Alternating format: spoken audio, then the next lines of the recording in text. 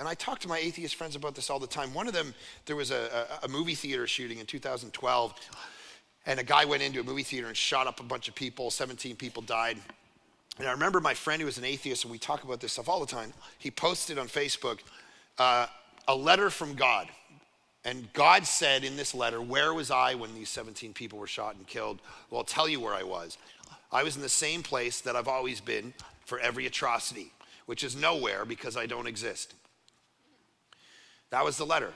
And so I just kind of calmly jumped on the chat, and I just said, so God doesn't exist because this guy went and shot up 17 people. Right. So who said that shooting 17 people was wrong?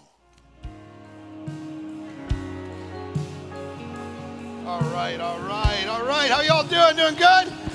Woo! My name is Mark. If we haven't met, special welcome to you if you're new too. Man, Super Bowl Sunday, evil and suffering. Hopefully those two things don't go together for you guys, 49er fans, today. Man, huge topic. Something that is very interesting for me. I didn't grow up, for those of you that have never really heard my story, I didn't grow up going to church at all. So if you are a skeptic and you were here, honestly, we're really glad you're here. Or maybe you're just someone who's like, you're answering the questions for your skeptical friends and family, or you're just a Christian who has some of these questions. We're really glad you're here. And today, it's like evil and suffering, which me growing up was a big problem, because I didn't grow up in a Christian home at all. No church, no Bible, no prayer, no nothing. First time we came to church, actually I was about 18 or 19 years old, and the only reason I stayed is because there was pretty girls there. So can I get an amen for the... So that's why. So it's like this question for me was pretty big, and it's been called the rock of atheism, which is this question of, because there's so much evil and pain, like when you turn on the news or you're scrolling, Instagram or whatever, you're constantly seeing a terrorist attack, a war, a disease, a murder, and this question kind of gets raised: how could all of that be in existence in the world and there be a loving, all-powerful God? And we're going to notice there's a bunch of assumptions even in that question. It's a prickly question, but there's a bunch of big assumptions in there that we're going to have to go through. So David Hume, the 18th century Scottish skeptic, one of the great philosophers, said it this way: is God willing to prevent evil but not able? Then he is not all strong. Is he able but not willing? Then he is evil. Is he both able and willing? Why then is there evil? So that's kind of how the question gets framed for us. And the first thing to say is this: if you have your bulletin, you can jot down some notes or whatever to remind you of some of these.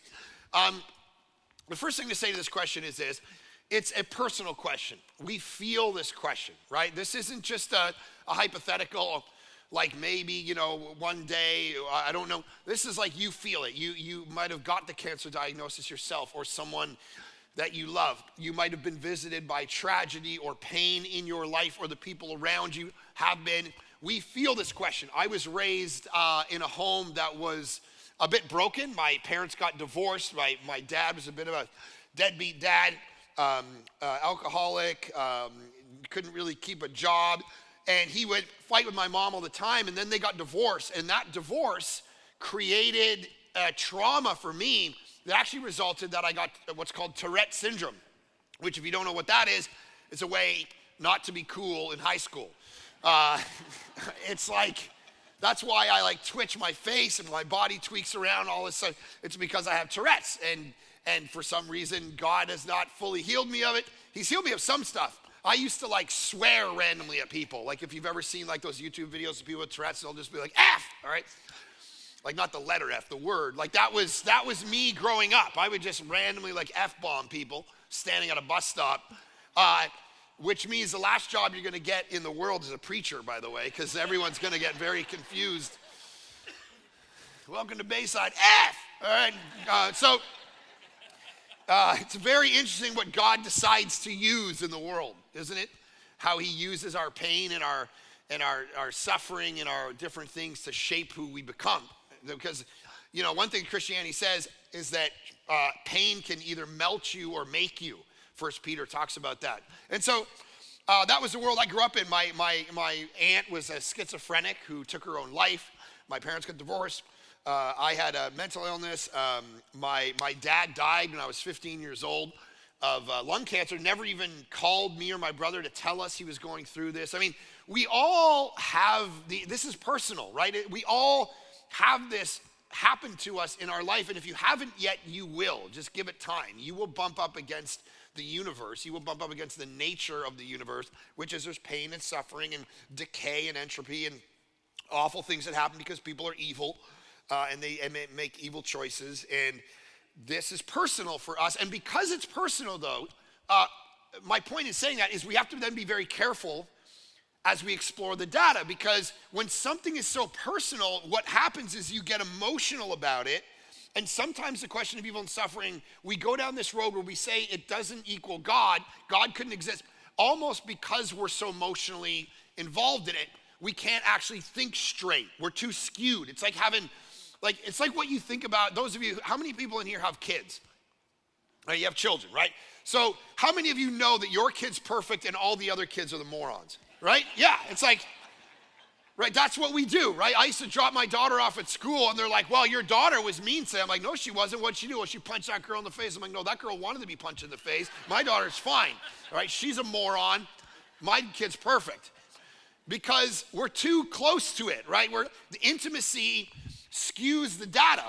And so what happens is we get pain and suffering that happens in our life and we can't think straight about it because it's such an emotional question. It's almost like the question of hell. It's not so much a logical thing that we push back. It's almost an emotional, like a revulsion against the idea. And so we can't handle the data. When it starts entering our brains, we can't think straight about it. And that's the situation when it comes to the question of evil and suffering times. The other thing to say really quick is just, there are times, like the atheistic or the secular worldview that we live in the West, and I planted a church. I lived in Vancouver, Canada. I'm Canadian, and so I was born and raised in Toronto. Any Canadians in the house? No, okay. Wow.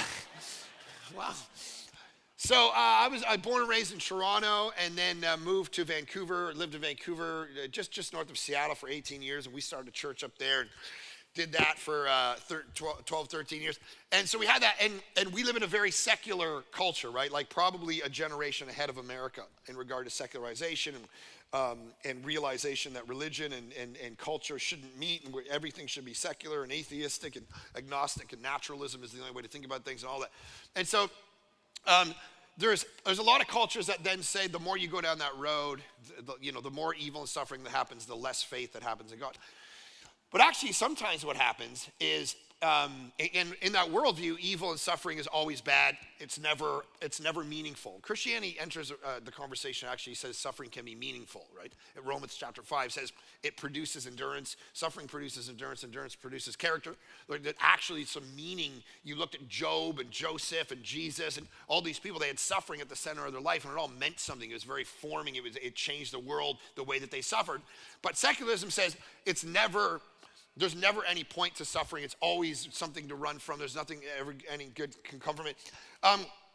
But oftentimes, if we're honest, it actually produces people to become closer to God rather than away from him. It's what Malcolm Gladwell calls the advantage of disadvantage. There's some advantages that come of this, and especially when the metaphysical question about God comes into play. So I remember being a pastor and getting a phone call from a guy named Andrew. He said, I'm 32 years old, I have a brain tumor, and I'm dying. And I've never thought of God before, but I came to your Easter service at your church a few years ago, and you talked about God, and I was interested in what you were saying, and I'd like you to come visit me. So I went to his hospital bed, and we were sitting there talking. He was a very smart guy, and this wasn't like a I'm scared of dying moment. It was more of I've been thinking about the deeper things of life, and in my pain and in my suffering, I want to know about God. And he said, I had this dream that God spoke to me in some way, and so I thought I'd call you because you're the only pastor or Christian I know to come and solve this for me. And I'm like, oh no. And he's like, so I've gone blind from the tumor in my brain, and I've seen my whole life, and I want you to read to me from the Bible. And I'm sitting there in the hospital room. I'm like, what am I supposed to read? And I hear God say John 9. And I'm like, no, because John 9 is a story about Jesus hanging out with a blind guy. And I'm like, I don't want to read. This is going to be offensive, right? Like, and he's like, read to me anything. I'm like, okay. And so I start reading him this story. I said, I don't want you to be offended, but this is the story kind of I felt God telling me. And as I read it, and I'll read it in a few minutes because it's a response to one of the worldviews we'll talk about. He just started weeping and crying, and he gave his life to Jesus. And 2 weeks later, I'm doing his funeral and looking down at his 2 little kids in the front row trying to explain how their dad actually gravitated. It wasn't like he sat in the hospital room and went, I'm going to shake my fist at the God of the universe because of my suffering. It actually did something else. It caused him to raise the question of the legitimacy of God because part of the reasons that we'll talk about today. So how do we approach this question? First one for your notes is, this is not just a Christian problem, right? The problem or the challenge of evil and suffering is not just a Christian problem. It's every worldview has to answer this question. If you're going to hold on to a worldview and for it to be coherent, you have to be able to answer the question of evil and suffering. And so what are the other options? If you're here and you're a skeptic, what is your answer? And so you have a few options. You have New Age philosophy, that's first. And New Age philosophy is very popular today. It's kind of the Eckhart Tolle, Deepak Chopra, kind of The Secret, Rhonda Byrne stuff, where you think things and they happen. The positive thinking, if you go into Barnes & Noble, it's the biggest section in the whole bookstore is this positive thinking, life change, self-help, all this kind of stuff. And it's basically New Age philosophy. And New Age philosophy, to the answer to the question of evil and suffering, basically says that evil and suffering aren't real. They're an illusion, right? Based on Buddhism, it's Maya, it's an illusion. And so, atheism says evil means God doesn't exist. New Age philosophy says, no, evil itself doesn't exist. It's not real, it's an illusion. And so you can't let it into your mind. You can't accept the category or else you'll begin to kind of give it power, right? And so I remember sitting at a coffee shop a few years ago. I'm doing some work, and I used to go to the same coffee shop all the time. And this guy, we used to come to the same coffee shop, and he was a New Age teacher. And he would teach people about all these things, and he'd get the crystals out, and they'd do all kinds of stuff. And his little students would come, and they'd all talk. And he was reading them from a very famous New Age book called I Am That. And he's talking about, and then I heard him say to his students, my wife and I are getting a divorce. And the pain of this divorce is something that's like affecting me, and I find myself crying at night. And then he said, but here's the reality. The pain isn't real. It's not real. So we need to stop giving it any power, and we just need to act like it's not real and it has no power over it. And the students are like, oh, genius, it's not real. It's not real. Pain's not real. And all I wanted to do was step into the conversation and say, no, it's actually very real. And it's actually going to mess you up if you keep denying reality. You're going to have psychological problems down the road because you're going to bump up against reality. Here's what the Bible says. It's real. Genesis chapter 3, there's a garden and there's a tree of knowledge of good and evil, and humanity fell and the world broke. And ever since then, from Genesis 3 to Revelation 22, it's all about pain and have you ever read the Psalms? The world sucks. Righteous people always get beat, and unrighteous people are always rich and healthy and wealthy. What's the deal? And then the next Psalm's like, I love you so much, Lord. And the next Psalm's like, I have these enemies and they suck, and I hope you break their kids' faces and their teeth fall out. And the next one's like, my heart is for you, Lord. Let me soar on the wings of eagles. It's like this schizophrenic, like you don't know, you're on shuffle. It's like you're just on shuffle in your car. It's like, next song, it's like, but it's all kind of birthed out of this like pain and suffering and evil and trial. And all the way through it, whether it's the prophets or the poetry or the gospels or the epistles, it's all dealing with the brokenness and sin of humanity and the fact that we, in our free will, chose to go against God and rebel, and the world's been broken, and that's why disease and pain and suffering actually comes about. So Christianity is interesting because it actually gives an origin story to part of the question of evil and suffering that no other worldview or most other worldviews don't. So you have New Age philosophy, which is basically, let's deny the reality. And that even, if we're not careful, that New Age philosophy can actually seep its way into Christianity. I have friends who talk like New Agers even though they're Christians, but they just use the Bible. So they say, well, your words create reality. And I had a friend, a pastor, who wouldn't go visit people in his congregation in the hospital when they had cancer, because to go and visit them in the hospital would be to admit that cancer was real. So isn't that like, so the Bible comes along and goes, no, cancer is real. New Age philosophy says not real. And I'm going to be a pastor and I'm not going to visit you because to visit you, like I remember arriving at his house one day and said, hey, so-and-so has cancer at our church. And his wife came out of the kitchen and said, we do not use that word in our house. And I said, okay, now we've entered the realm of witchcraft, right? Now, like you think you can create reality through your words. Now, of course, thinking positive, all that stuff is good stuff. It's like good psychology, but sometimes bad theology, right? I just thought that up. That's actually really good. You should write that down. You should tweet that. It's good psychology, but bad theology. So New Age philosophy basically falls apart because it puts us up against reality, and you can't just say that evil and suffering is an illusion or Maya. The second one is Hinduism. Hinduism talks about the idea of karma philosophy, where karma is, of course, you get back what you put out. You lived a good life in your past life, and so you're going to get good things in the next life.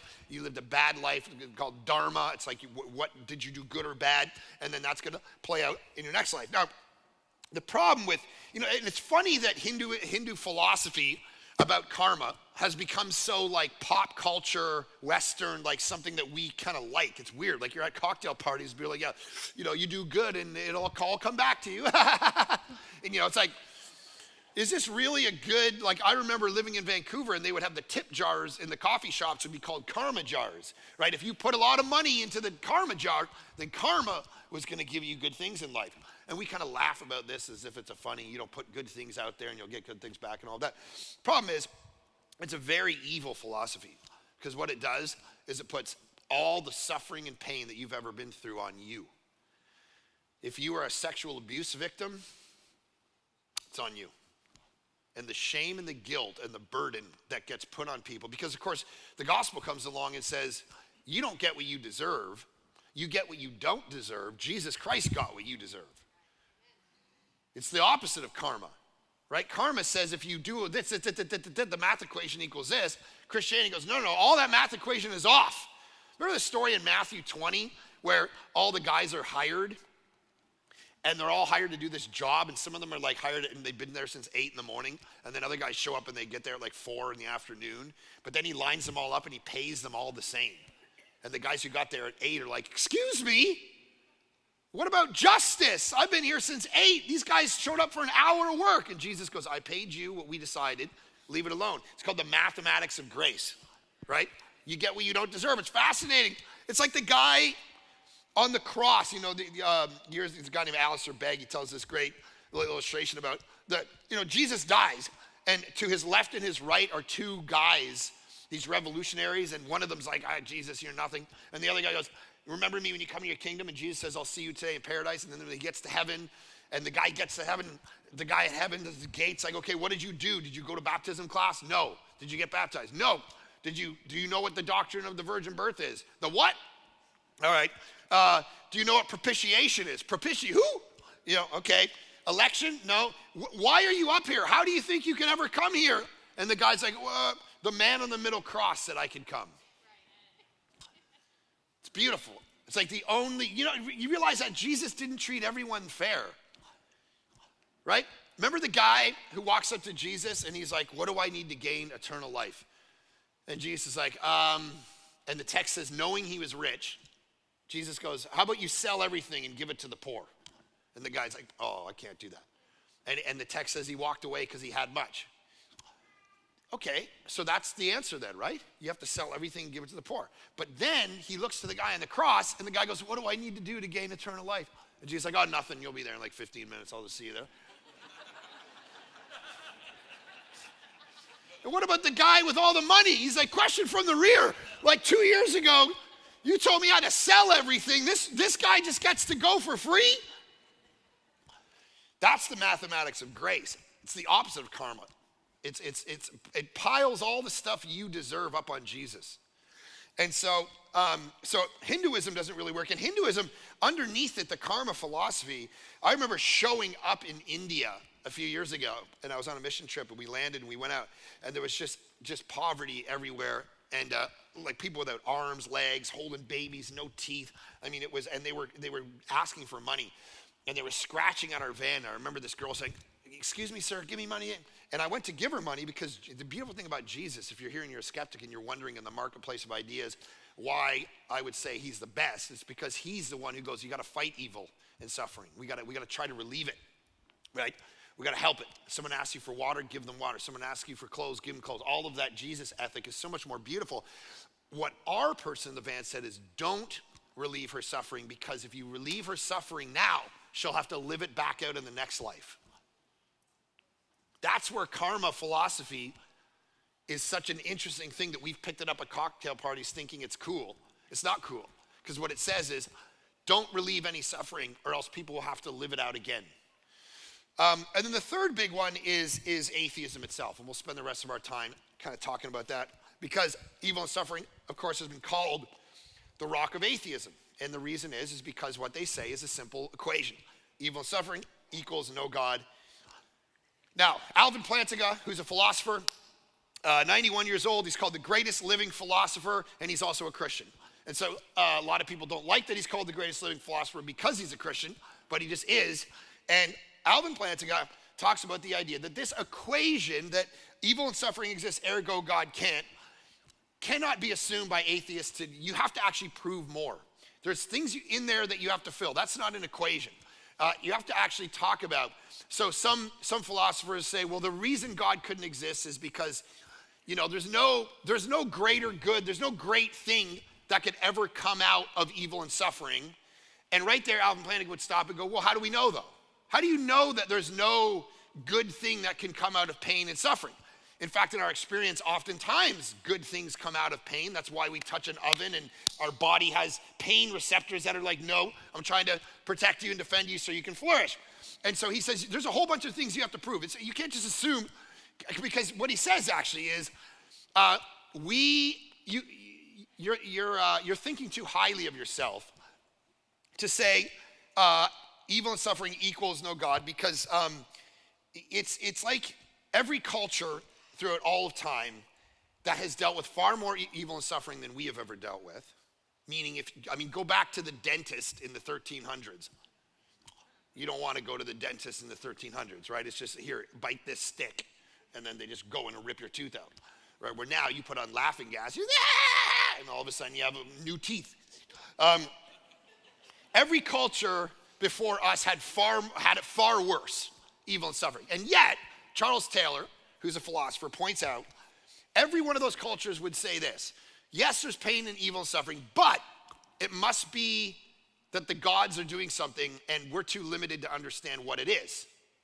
But since the Enlightenment, since the 1800s, and our development of science and philosophy and psychology, we think we're so smart that if we can't figure out what the gods are doing, ergo there must not be gods. We're the first culture to have ever said that. So every other culture went, we can't know, we're not brilliant enough. It's only our culture that has said, well, if we can't understand it, ergo this must not exist. And so Plantinga gives the image of what he calls no-see-ums. You know what a no-see-um is? A no-see-um is a bug that's so small you can't see them, okay? So they come into your tent. So he gives the analogy of a tent. Let's say we're all camping, and I say to you, hey, I want you to go inside that tent. And you stick your head in the tent, and I ask you, is there a St. Bernard in the tent? And you go, look in. You don't see a big dog, so you're like, no St. Bernard. Great. But if I said, hey, Joe, are there any no-see-ums in the tent? Well, you wouldn't really be able to know, because you wouldn't be able to see them. Because there's no see-ums. They're too small. They can get through literally the mesh of the tent and crawl into your skin, and you'd never see them. And so Plantinga says, and this is how philosophers talk, if you've ever taken a philosophy class, he says, why would you think when it comes to the question of evil suffering that it was like a St. Bernard versus a no-see-um? why would you assume it would be apparent and obvious what the purpose and meaning of a pain is versus not understanding it? It's only because we think too highly of ourselves. And we got to approach this question far more humbly and go, maybe there are some things that you and I and human beings can't understand. Like, can we admit that? Like, do you realize, guys, look, I was looking at magazine articles from the 1950s the other day. Do you know what commercials were in these magazine articles from the 50s? It was like a doctor smoking a Marlboro, being 9 out of 10 doctors say Marlboro is the best cigarette to smoke. And there's like a pregnant lady and she's like, Smith's whiskey, the best whiskey to drink when you're pregnant. All right, it's like, what? This was like 60 years ago we thought like this. Guys, we're not all that smart. Whoever we think we are, we have to understand there is a limit to who we are. There's a limit to our understanding, which is why even in the book of Job, I mean, you have Job, and it's this question of theodicy, of evil and suffering that's happened in Job's life. And at the beginning of the book of Job, they say Job might be the oldest book in our Bibles, and it's answering this exact question of theodicy, of evil and suffering and justice. And basically the book is the first couple chapters, you realize Job has a really good life, but then Satan goes to God and says the only reason Job loves you is because he has such a good life. The only reason Job loves you is because he has a hot tub and great kids and a wife and flourishing. But what if I took all those things away? Would he still treasure you? And so God says, well, go at him. Take the stuff away from him. So Satan goes and he kills his kids and he gets boils all over his body and he's sick and he loses all his money and it's crazy, it's terrible. And then the only thing Satan doesn't do is kill his wife, and his wife is the one person in the story you're kind of like, nah. Like, she's the one who gets in the room and goes, why don't you just curse God and die, Job? And Job's like, no, I'm going to be faithful to my Lord. She's like, meh. She's the one person you left this guy was the nagging wife, which the book of Proverbs says is like just a dripping tap on the head is a nagging wife, that you'd rather live on the rooftop than live inside the house with a nagging wife, right? Anyway, that's the Bible. Don't send me emails. All right, that's the Bible. So he leaves him the nagging wife, and all his friends come around and they ask these questions, but why did this happen? Why did this happen? And they talk theology and justice for 42 chapters. You know what God does when he shows up right at the end in the last couple chapters? He doesn't sit Job down and say, now I'm going to give you all of the reasons for all the evil and suffering that have happened in your life. What he says is, you and your friends have been doing this now for weeks. You've been going on 42 chapters of trying to figure this out. Well, let me ask you a question, Job. Where were you when I created lightning? Where were you when I created the concept of the hippopotamus and the giraffe? And do you know that I send rain wherever I want it to go? And I push animals around. Like, basically, have some humility when you're answering this question. I'm in control and you are not. That's really the answer the Bible gives. There's no great, like I'll tell you right at the end what I think the most beautiful answer the Bible gives, but it's not a one-to-one correlation between this moment and God doesn't show up and go, I'm going to show you the meaning. There is meaning in our suffering, but I'm not going to show you them over and over and over again.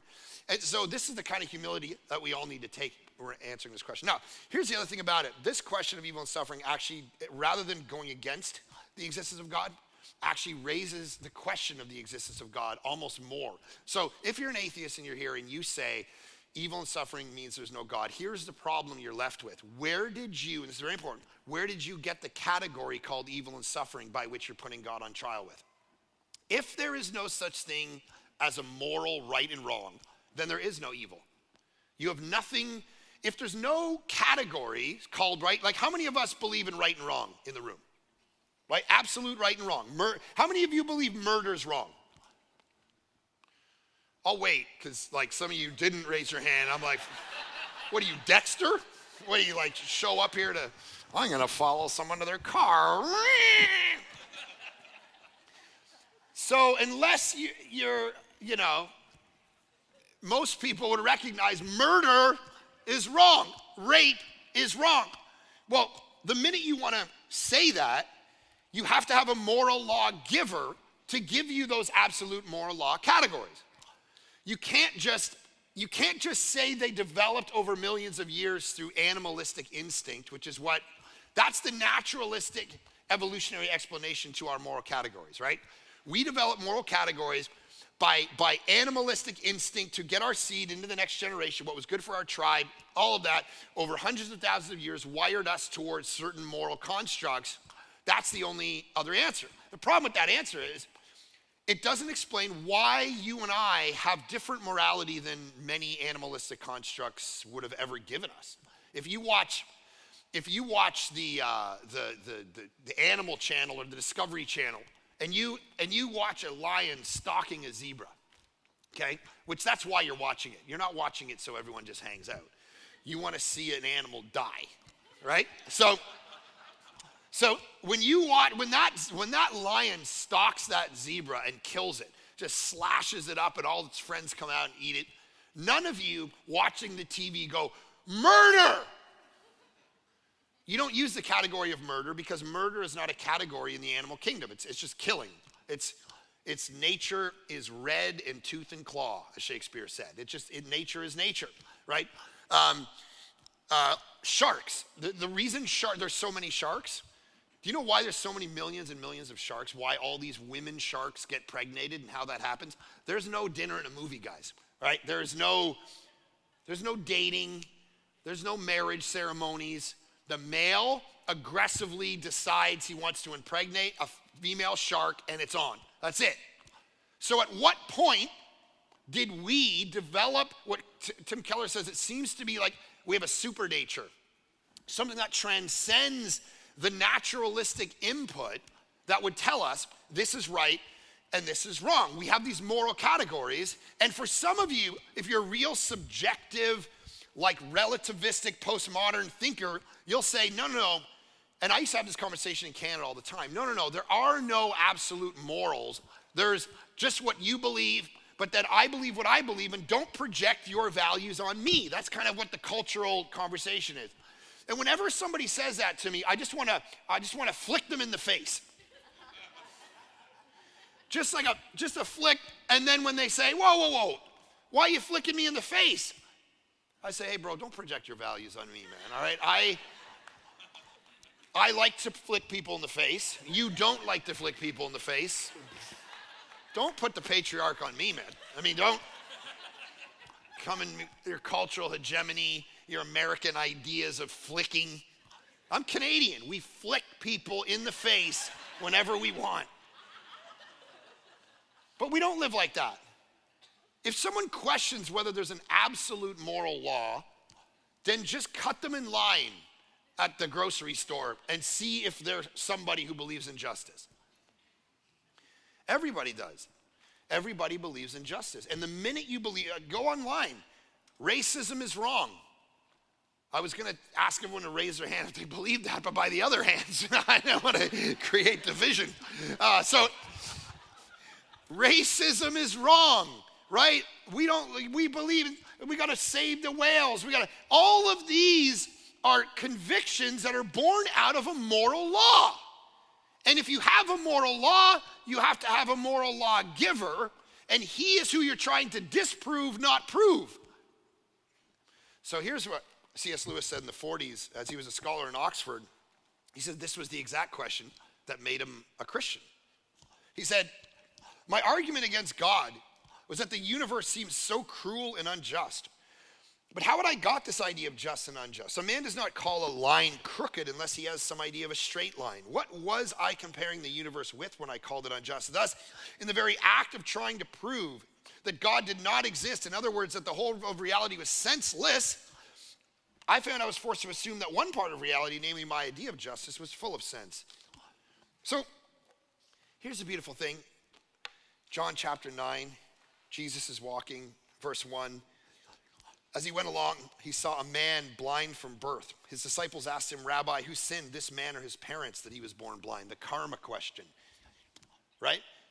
What did this guy do wrong that he has blindness? This is the story that I read that guy in the hospital. Listen to the beautiful words of Jesus. That's a better response than atheism, which is, guess it's meaningless. Who cares? You got dealt a bad hand, man. You're blind. Sorry. No meaning, no justice. The universe is cold and dark, and that's it. New Age philosophy. Don't believe in blindness. You're not really blind. It's all in your head. Open your third eye. I just thought that up too. That's pretty good, actually. It's the last service, so they said I can just do whatever I want. Half of this is just... and then Hindu philosophy, man, your parents sinned. Jesus, neither this man nor his parents sinned, but this happened so that the works of God might be displayed in him. And then he goes on to heal him. And then, of course, this guy goes, and his whole story becomes this contrast of who can really see and what does it really mean to see. And he goes to all the teachers of the law, and they're like, who's this man who made you see? And he's like, I don't know who he was, and all this. And then it becomes this metaphor for you don't really see, but this guy really sees, and people of faith really see, but the people who used to think they could see are really blinded to the truth, and it becomes this beautiful thing so that people would meet God. But here's what Lewis is saying. The fact that I ever had a category to ever put God on trial. And I talk to my atheist friends about this all the time. One of them, there was a movie theater shooting in 2012, and a guy went into a movie theater and shot up a bunch of people. 17 people died. And I remember my friend who was an atheist, and we talk about this stuff all the time. He posted on Facebook a letter from God. And God said in this letter, where was I when these 17 people were shot and killed? Well, I'll tell you where I was. I was in the same place that I've always been for every atrocity, which is nowhere because I don't exist. That was the letter. And so I just kind of calmly jumped on the chat, and I just said, so God doesn't exist because this guy went and shot up 17 people. Right. So who said that shooting 17 people was wrong? Where did you get that? Because actually from an evolutionary standpoint, this might actually be super helpful for your tribe, that these 17 people died. So where did you get the idea? And he kind of just responded, he said, well, maybe let's talk about this in private. Because the argument begins to fall apart. And you can't build a worldview on an argument that contradicts itself. That the minute you want to put God on trial for allowing suffering, you're bringing to the courtroom a concept of suffering that you would never have unless he gave it to you. And so, now, none of that really helps us in our suffering, but at least begins to, and here's the last thing I'll say about this before I want to land this with the beauty that is Jesus. The other question that I often bump into about this is, well, okay, fine all that, but why didn't God just create a universe where there wasn't evil and suffering then? And the thing about that is he could have, as John Lennox points out, but we never would have lived in that universe. Meaning, he created a universe where we had free will. That's what the Genesis 1, 2, 3 story is. And he puts a tree, literally called the knowledge of good and evil, which is fascinating. The knowledge of good and evil, you will now know evil. Know in the Bible isn't just intellectual, right? It's Adam knew his wife. There's an intimacy in the evil that's going to actually happen. And so the knowledge of good and evil, and you're going to experience it if you fall, but you don't have to fall. You have free will. Don't eat of the tree. You can eat of any tree, just not that one. So just like a kid, it's like you can do anything, just don't watch that channel. It's like, You can do anything. Eat of the 6 trillion trees, just not that one. So immediately Adam and Eve go to that one. And they eat, and of course the world breaks, and there's pain and suffering and disease and all of this. That's the origin story of evil that Christianity provides. And to not have so to create a world without that, God has robots. So in order to create a world where there was love and beauty and courage and bravery and justice and all these wonderful things, he had to create the potential for evil. It's just like, think about the analogy. When you and I have, how many of you have kids? I got 3 daughters. You can pray for me. 17, 15, and 13. Yeah. Every time where we had our kids, there was a risk that we took. That our kids would not like us and they'd get away from us, right? That's the risk you take when you have kids. You can't control them. They're not robots. You can't say love and serve me for the rest of my life.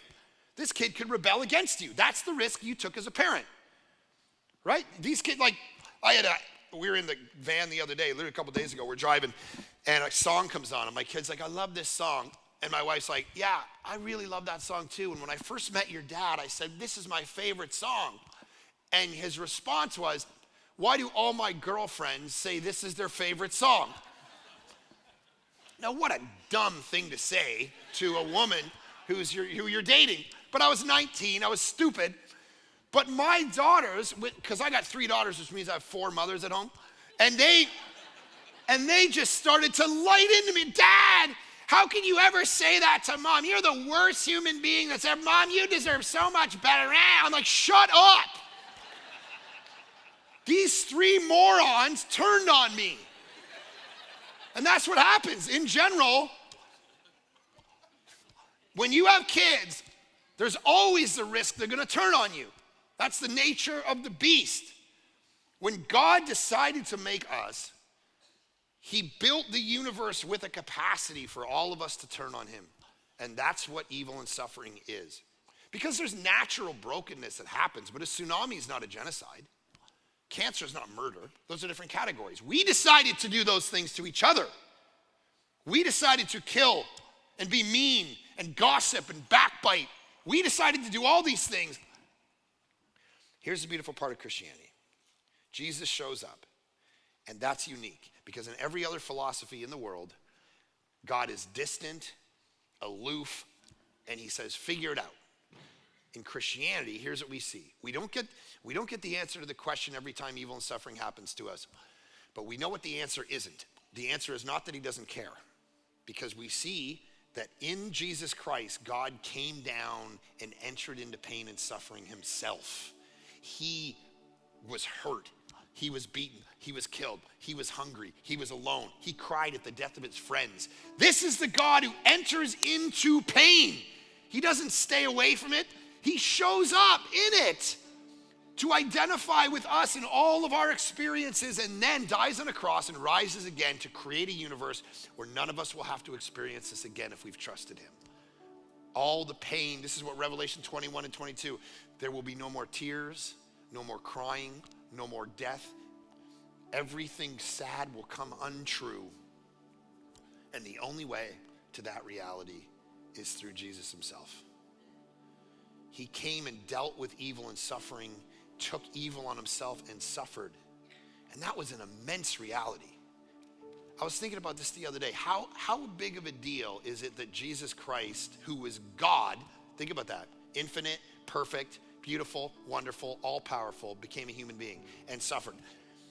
You know what that means? That means he suffered in a way that you and I can never understand, like way more than you and I ever will, right? Because on the scale of essence, philosophers talk about the idea of the scale of essence. You know what that is? It's like there's things that are conscious in our universe and there's things that aren't. And when they feel pain, they feel it more the more conscious they are. So a ladybug does not feel pain the same as a human being.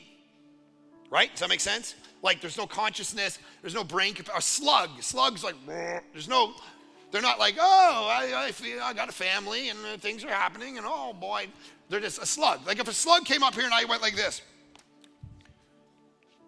we'd be fine. If a cat ran up that aisle right now and jumped up on stage and I went, poof, some of you'd be like, wow, you're a jerk, that's mean. Now, the service would probably continue. Some of you would actually probably be glad for it, right? You'd be like, I told you, man, those cats are from Satan. Speaking of evil. But if a kid ran up here from Bayside Kids and jumped up on stage and I went, Tommy, you'd go, what the heck is wrong with this man? Why? What's the difference between Tommy and a slug? A scale of consciousness. He understands, he feels, he's a valued image of God person with emotions and family and things. Now, project that out to God and then have God suffer. It's an intense, infinite kind of suffering when he gets removed from the Father. And it's fascinating because you and I, we go, why, God, when it comes to the question of evil and suffering? Why? Why? And then you read the Gospels and Jesus Christ is on the cross and what does he ask? Why?